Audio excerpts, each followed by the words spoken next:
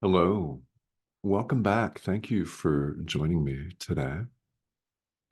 Today's conversation is all about light, truth, love, God, just that. Nobody ever said that A Course in Miracles is shallow, at least that I've heard. So, what we're looking at today is highly practical in nature.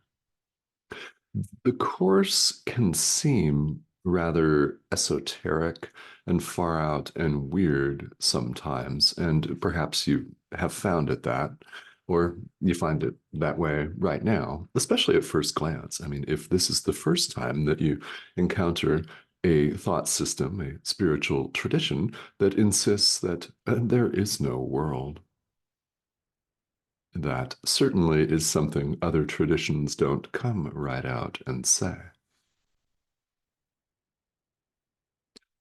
There aren't very many that do, so this is, well, something different, to put it mildly. So, welcome. What I hope you get out of our conversation today is some inspiration, and this is true every day, by the way. I'm here to serve as a guide for you. So, to the extent that questions come up, please, I invite you to ask. There is never any such thing as a question that's too basic or too beginner level. These, in fact, are the questions that we find, especially as experienced students. We all know who we are. One of them right here, apparently. It's very important to revisit ideas. That's why repetition is part of every spiritual tradition. It is. Because we're adult learners, and yes, you might add stubborn adult learners for sure, right? I mean, look at the very fact that we're even having this conversation in the first place. It is because we have insisted over and over again that we're an individual self-sustaining survival unit, a human being, an individual human being at that, set apart from other human beings who are obviously different from us and separate and out there, and all the other life forms are out there. And within our own experience, we separate and categorize and subcategorize and split and divide and slice and dice our entire experience into what appear to be multiple component parts. So we need a discussion, a series of discussions about the truth of union, the fact of perfect oneness. So, the 1235th time you hear the exact same message may quite well be the day where the proverbial light comes on. Perhaps you've had that experience. I know that many of you have. And when you do, you can say from personal experience, it's a game changer, isn't it? Yeah. The journey that we're undertaking here is an exchange of darkness for light, of illusions for truth, of fear for love. We're exchanging. We are, when we believe that we're individuals, fearful. That's what the ego is fear. We see ourselves as separate individual self-sustaining survival units. If you've never heard that term, I use it a lot.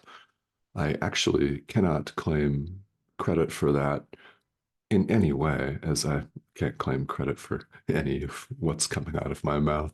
Anyway, of course, it's your inner teacher that is communicating with you. When something lands, you can bet it's him. For sure. Right. This term, individual self-sustaining survival unit, is one that caught my eye in the 1990s on a woman's resume, where this woman identified herself as an individual self-sustaining survival unit. It was meant in her resume to be a compliment and a highlight and a focal point. And I thought, wow, that's really interesting. I never put that on any of my resumes in the 1990s. Perhaps you did. But fast forward several decades, and it is a perfectly appropriate way to describe the ego. It's a perfect way to describe who and what we think we are when we side with the ego instead of the Holy Spirit. When we side for illusions instead of truth, for darkness instead of light, for death instead of life. Yes, that too. We think we're an individual set apart, separate from other individuals, self-sustaining. Yeah, we think we exist in and of ourselves. This is us. We think this is us, first of all, which it's not. Self-sustaining. Survival unit. Well, so here's the tragic irony in that this is not a survival unit. It's fallible. It ends and goes poof, bye-bye.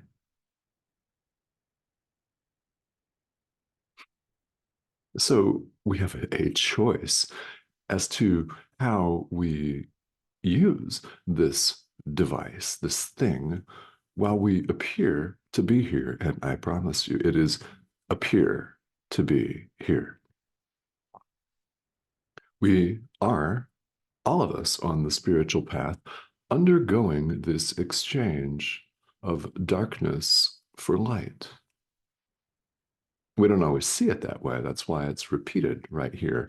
And by the way, if you're curious, the section of the text that we're looking at here is chapter 14, section 6, which appropriately enough is entitled The Light of Communication. Yeah.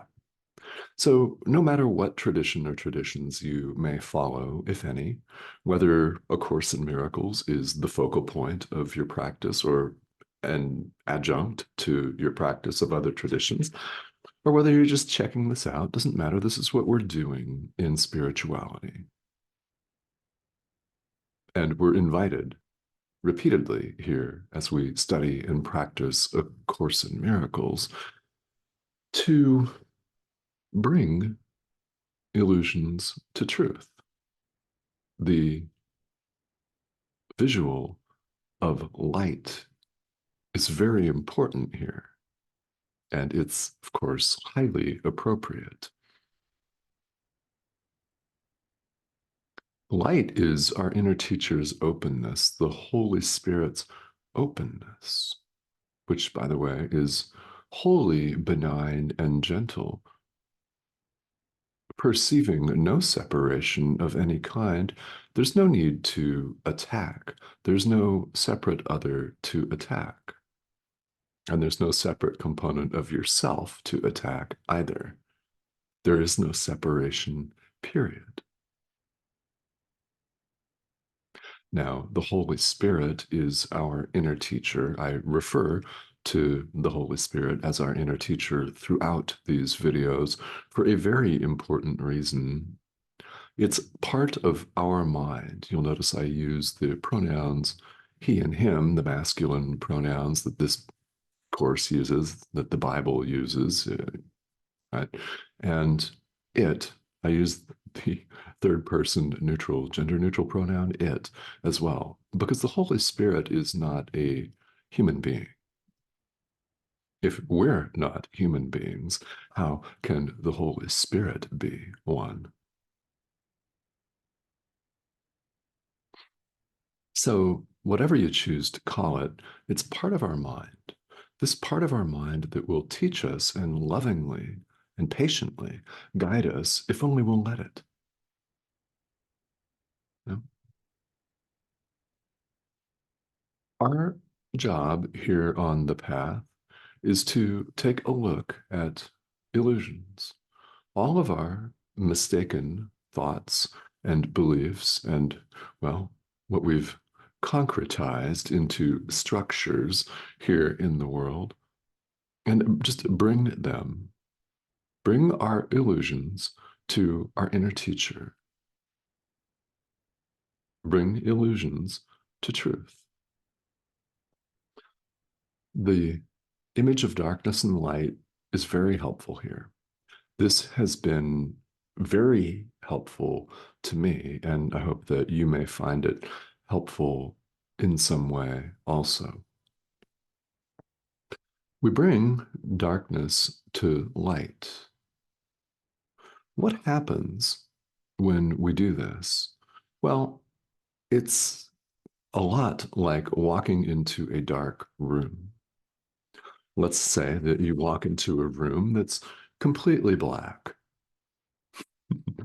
And the windows are shut, the blinds are shut, the curtains are drawn, and there's no light inside. You may fumble around on the wall for the light switch. Eventually, you find the light switch and you flip it on. What happens to the darkness?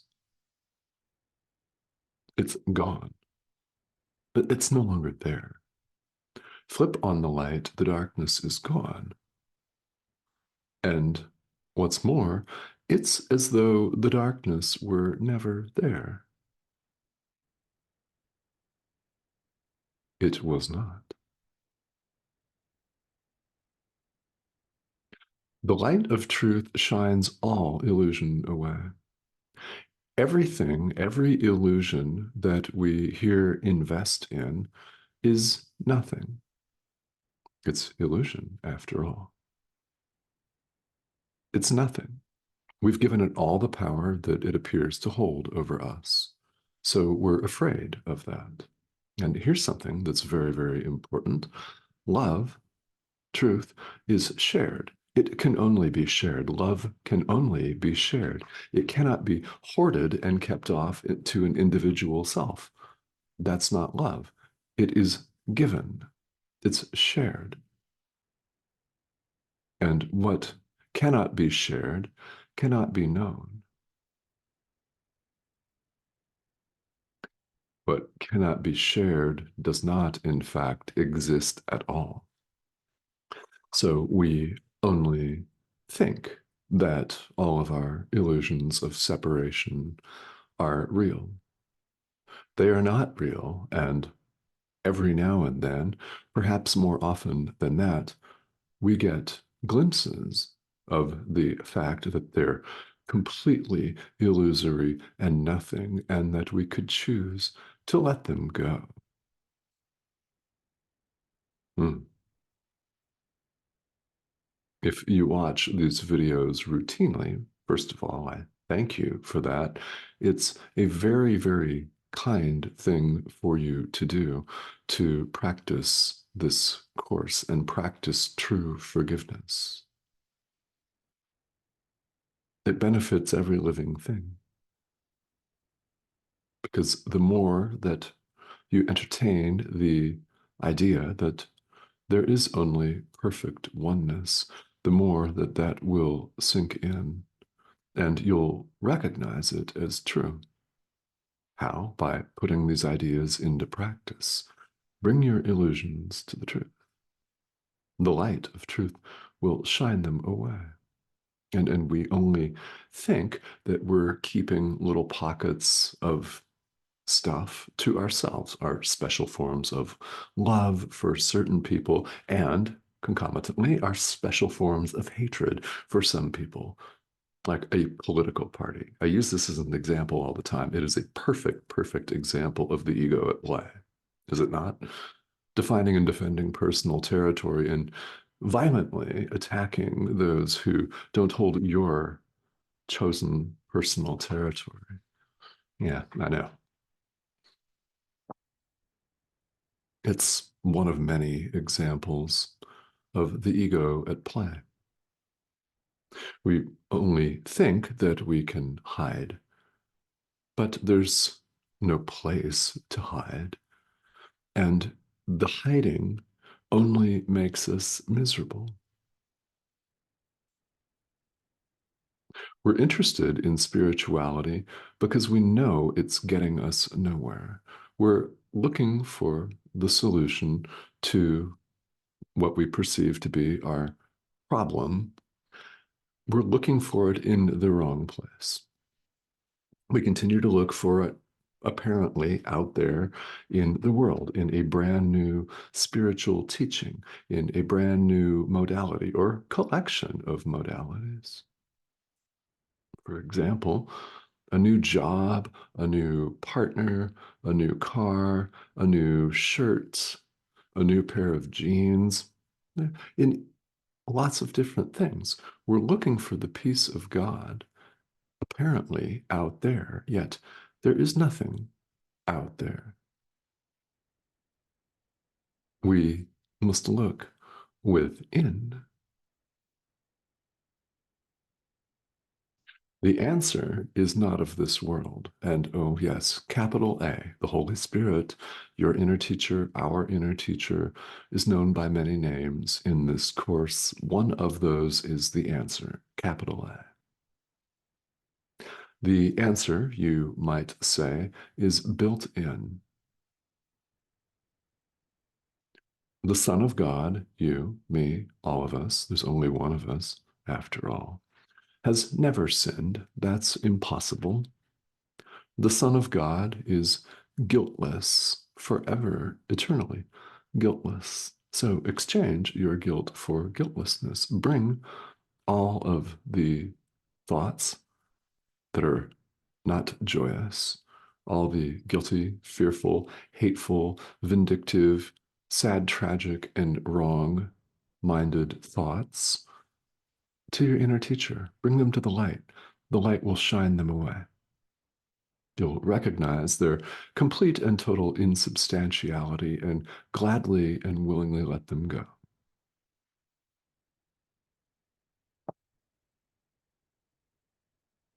This is all about light, and we're all invited to make this exchange of darkness for light, which deep down is what we all want to do. We do, or we wouldn't be interested in spirituality, because as we all know, there's quite a bit of other content out there. And you may certainly, if it occurred to you just now, replace the word content with a certain word that in the English language begins with the letters SH. There's a lot of that out there. And here you are. That's very, very important. There's a reason why you're watching and paying attention to this message. So, again, and this is true anytime. When something lands for you, it is the Holy Spirit. Count on that, and you would do very well to listen to the Holy Spirit's message, to pay attention to what it's saying to you, and then act accordingly. Because should you allow yourself to be led as far as you're willing to go today, and then do it again tomorrow, and the next day, and the next day, and the next day, should you allow yourself to be led, you will be told what to do, what to say in every situation, and to whom.